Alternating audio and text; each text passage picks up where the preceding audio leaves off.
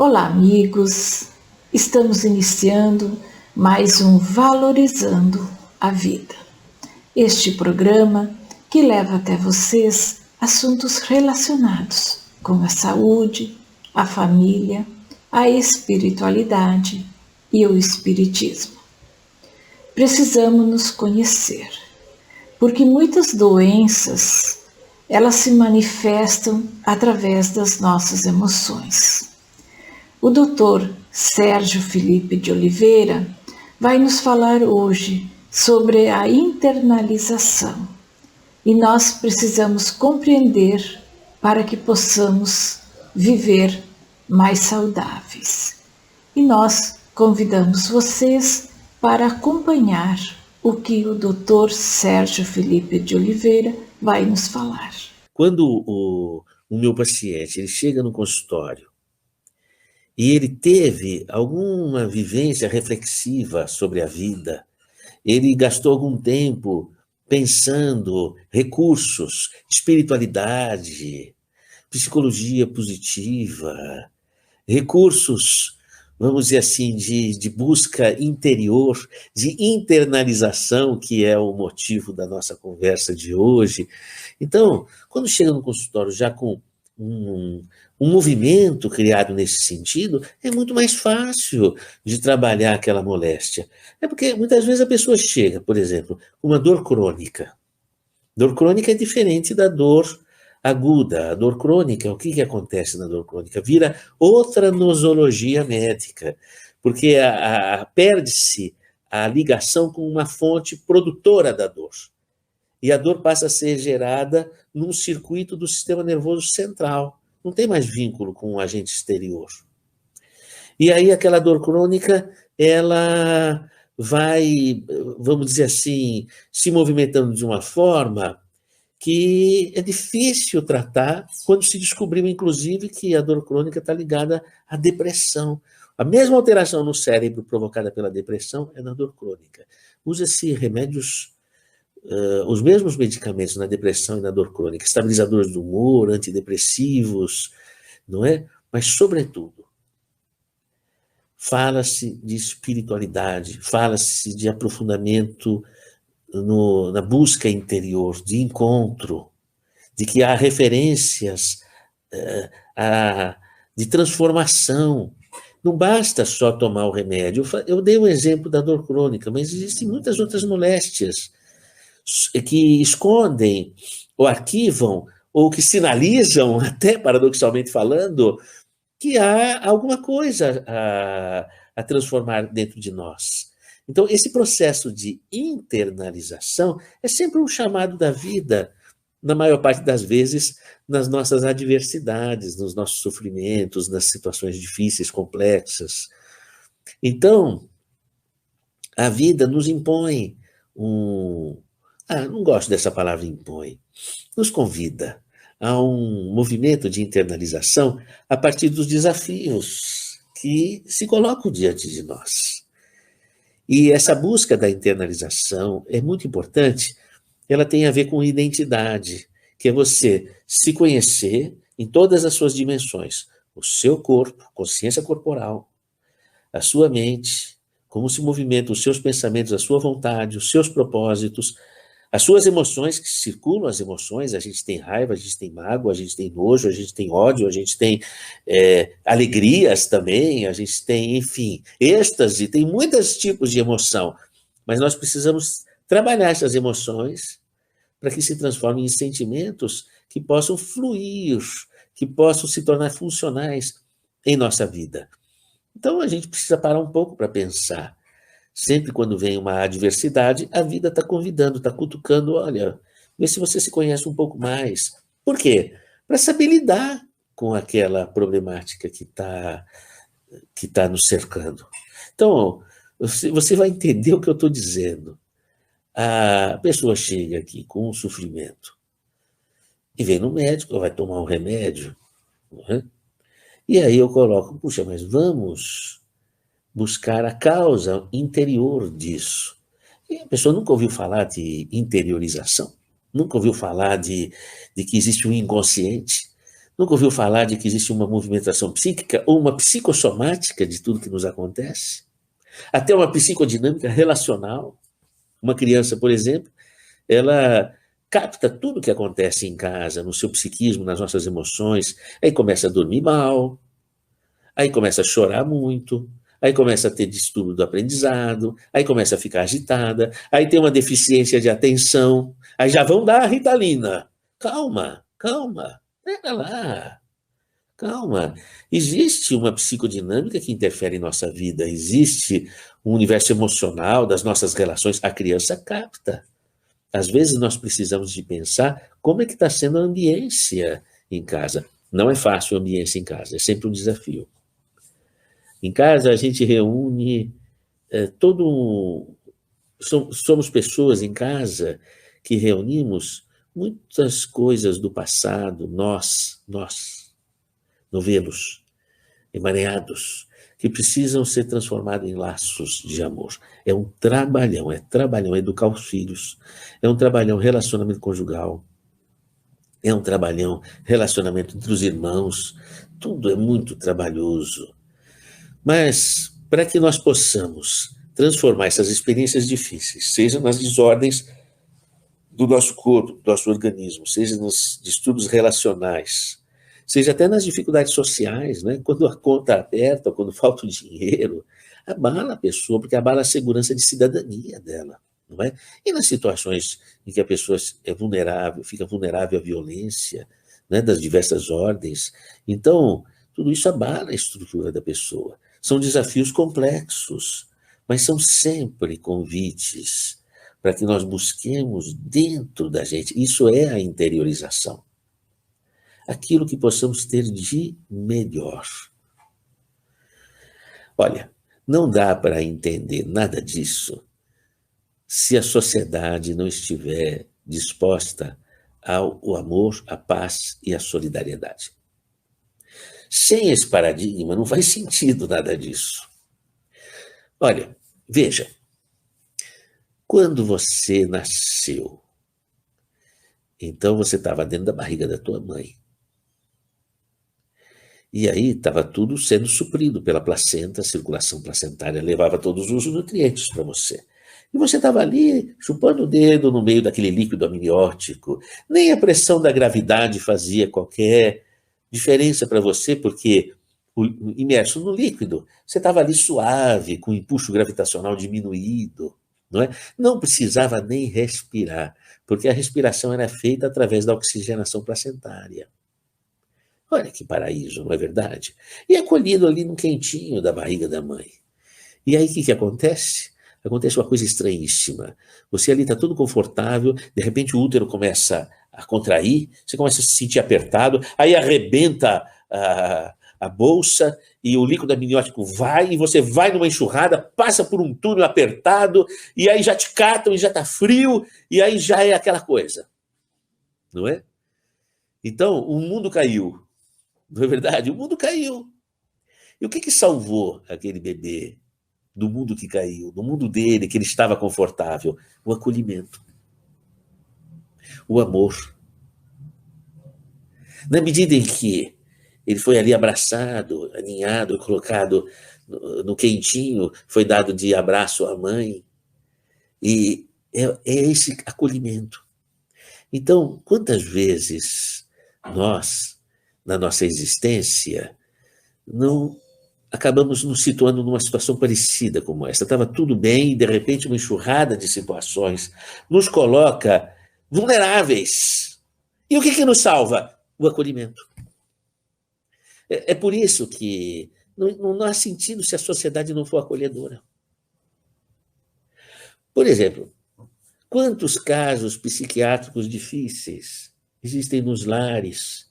Crianças com distúrbios psiquiátricos graves, jovens, e as famílias têm que lidar com situações as mais complexas. E, às vezes, há certas moléstias que se tornam crônicas. O que salva? O acolhimento. É a família, são centros educacionais que possam acolher a pessoa diferenciada, com potenciais diferenciados. Eu digo isso porque, por exemplo, saindo desse território da doença psiquiátrica, por exemplo, o atraso do desenvolvimento neuropsicomotor, nas deficiências mentais, que eu não gosto desse nome, porque deficiência, sempre quando nós temos de um ponto de deficiência, nós temos uma capacidade aumentada de outro ponto. Se você tem uma perna que ela não anda bem, a outra perna fica mais forte, porque é onde você se apoia. Ou se não dá para andar com as pernas, tem que mexer com os braços, o braço fica forte. E se a pessoa é cega, ela ouve muito melhor. E o tato, então, nem se fala. E se é surda, ela tem um olhar incrível, consegue fazer leitura labial. Então, sempre há uma compensação da natureza. Tira um pulmão, o outro cresce. Tira um rim, o outro desenvolve. Sempre há compensações. Se há uma deficiência mental, há alguma capacidade hipertrofiada, aumentada, por outro terreno, que a gente não conseguiu pesquisar. Então, nem devia chamar de deficiência, devia chamar capacidade, inteligência diversamente capacitada. Esse devia ser o nome, pronto. Inteligência diversamente capacitada. Ou diversidade de capacidades, não é? Porque há uma diversificação de capacidades. A sociedade precisa acolher essas diversidades para descortinar outros horizontes. E isso só o amor faz, esse acolhimento. Então, é no posto de saúde, é no centro de assistência psicossocial, é na escola, é no trabalho. Hoje em dia, o mundo corporativo está trocando o nome funcionário por colaborador. E o colaborador, ele precisa ter propósitos alinhados com o propósito da empresa, para encontrar sentido. Como é que ele vai vender o produto da empresa se ele não acredita de coração? Porque o que vende é o coração, não é?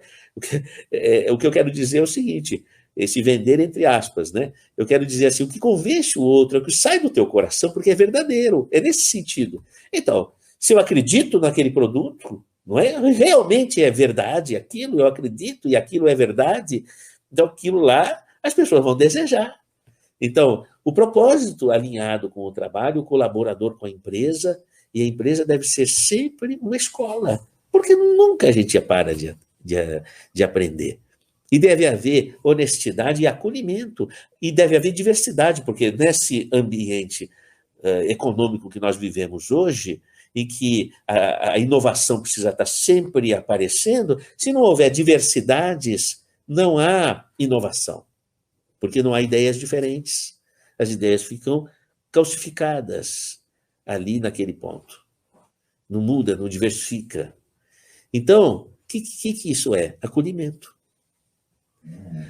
Na família, por exemplo, a gente precisa de ter na família, lógico, você deve estar vivendo conflitos difíceis. É fácil falar, difícil é na hora de viver, não é? Quando existem mágoas, ressentimentos, quando existe uma história complexa do que foi, não é? Quantas coisas nós erramos, quantas coisas a gente faria diferente hoje, não é? Então, ok, mas a gente pode trabalhar em cima dessas dificuldades buscando o entendimento. E por onde começa esse entendimento? Pela nossa internalização. Porque se eu não me entender a mim mesmo, como é que eu vou entender o outro? Me falta argumento.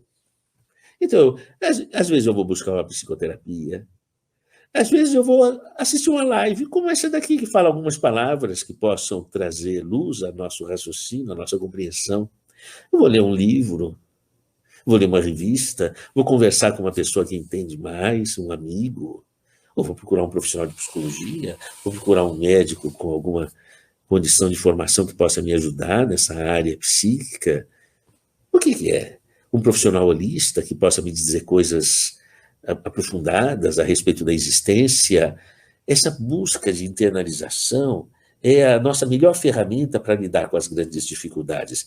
E as grandes dificuldades que nos chegam estão nos convidando para resolver os problemas que te afetam.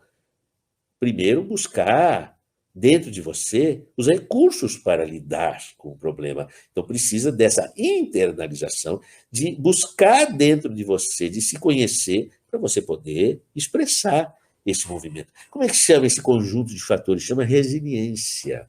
Resiliência. Quem vai trabalhar muito isso engajado com um conceito de sentido da vida, é o Viktor Frankl, médico que viveu no Holocausto, nos campos de concentração, no campo de concentração da Segunda Guerra Mundial, e ele reparava assim, que os nazistas ofereciam ou cigarro ou comida. Se a pessoa pegava o cigarro, não comia, então já tinha desistido da vida. Quem pegava comida é porque queria viver. Ele falava, onde a pessoa encontra, num campo de concentração, energia para viver, esperança? Então ele resolveu estudar, porque eram pessoas que encontravam sentido na vida. E aí surge toda uma psicologia do sentido da vida.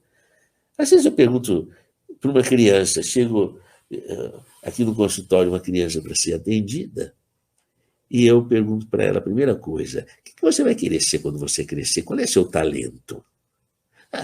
Eu não sei, mas tem que saber. Você levanta de manhã cedo para fazer o quê? Para ir para a escola. E você vai para a escola para o quê? A gente tem que saber. Mas eu não sei, como é que eu vou saber? Não precisa saber ao certo, mas é importante pensar. Não é? Dizia Fernando Pessoa, nasci sem saber falar, vou morrer sem ter sabido o que dizer. Pareço uma abelha num campo sem flores. Então, é essa questão de nós não sabermos ao que viemos. Muita gente, eu pergunto, elas não sabem o que vieram. Hoje se fala muito de propósitos, mas, na verdade, pouca gente sabe mesmo ao que veio. Mas uma coisa é certa, de tudo o que pode ser a sua proposta, do porquê você veio ao mundo, tudo começa conhecendo a si. Ali é o ponto de começo. Ali começa. E é até interessante, quando você nasceu, você ficou cansado de sair por aquele túnel apertado, não é? Que é o canal vaginal, dilatado ali para o momento do parto, ou foi por uma cesariana, não é? Você chegou cansado. Então, o bebezinho ele nasce hipotônico, não é? Com a musculatura flácida e tal. Mas houve um fotógrafo muito interessante chamado Marshall Klaus, que ele fotografa o olhar do bebê logo ao nascer. É um olhar de espanto, não é? Como se ele tivesse uma certa consciência de onde estava e, de repente, ele vê um mundo diferente e ele se espanta. E o Marshall Klaus vai chamar olhar de inatividade alerta, porque ele está tão pasmo de todo o esforço que fez, mas está alerta para um novo horizonte que está chegando à sua frente. E ali ele é acolhido. Então, a grande questão é, na circunstância que nós estamos, com todas essas dificuldades, tem pandemia, tem dificuldade financeira, dificuldade de convivência, às vezes são as sequelas de Covid, e por aí vai, não é? E a gente espanta, também fica ali cansado, com o olhar espantado, e agora? Não é? Nós precisamos criar uma psicosfera de amor, respirarmos fundo e começarmos a buscar dentro de nós os recursos. Como é que eu vou fazer isso? Por exemplo, a oração. Oração é uma questão religiosa. Não. Oração é uma questão da natureza. Você quer ver? Eu vou mostrar para você. O universo, ele apresenta uma lógica de construção das substâncias, sejam átomos, partículas atômicas, seja o que for. Essa estrutura do universo, desde a natureza, os planetas, as estrelas, o ar que a gente respira, a água dos rios, a terra, tudo isso daí obedece a leis da física, a constantes da física. E é uma matemática extremamente complexa que está ali. E essa natureza tem uma coerência de estabilidade ecológica, de autorregulação sistêmica. É uma harmonia perfeita de forças de compensação para sustentar a harmonia. Bom, de onde surgiu tudo isso? De uma fonte criadora. Como é que você chama a fonte criadora de tudo isso? Doutor Sérgio, eu chamo de Deus. Tá bom, eu chamo de fonte primária do tudo. Ok, seja como for, existe uma força motivadora do universo. E essa força motivadora, ela ostenta todas as equações, a síntese de todas as equações de tudo. Bom, agora eu estou vivendo aqui, com as minhas idiosincrasias, com as minhas dificuldades. Eu tenho ao meu redor um universo perfeito, autorregulado e harmônico.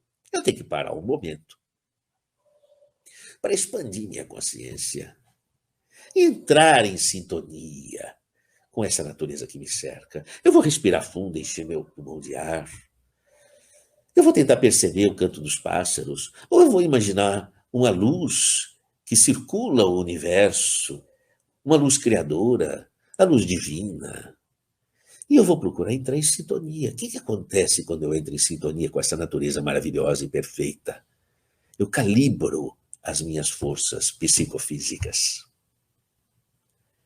E aí entra no eixo. Então, todo dia eu tenho que calibrar para poder estar em condições de enfrentar os desafios da vida. Por isso, a oração é isso. Ela é essa calibragem com a força divina da natureza. E a nossa estrutura psicofísica vai se calibrar, vai se harmonizar. Então, o processo da oração, ele é fundamental para, vamos dizer, resolver a equação entre você no universo. É uma coalizão entre você e o universo.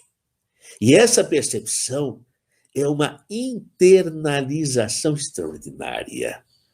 Porque você imagina uma conexão com o universo, que é todo sedimentado na paz e na harmonia, traz essa paz e essa harmonia para dentro de você.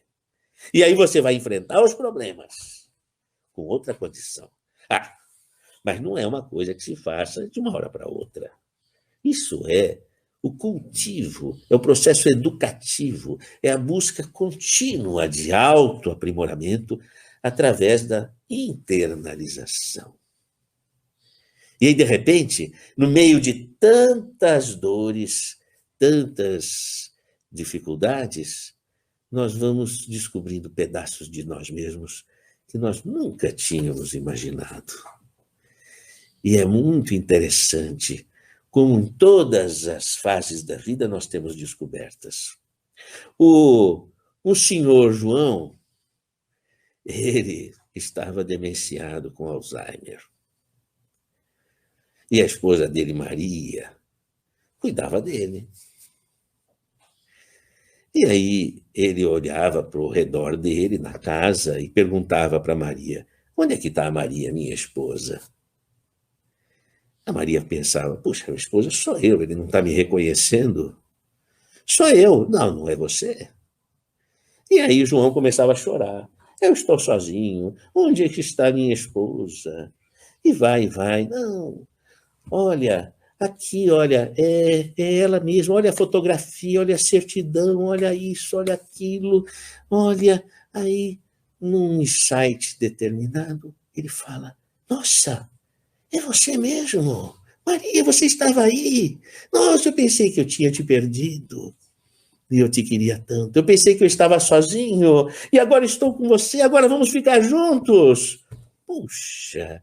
E lascou-lhe um beijo como nunca deu a vida inteira.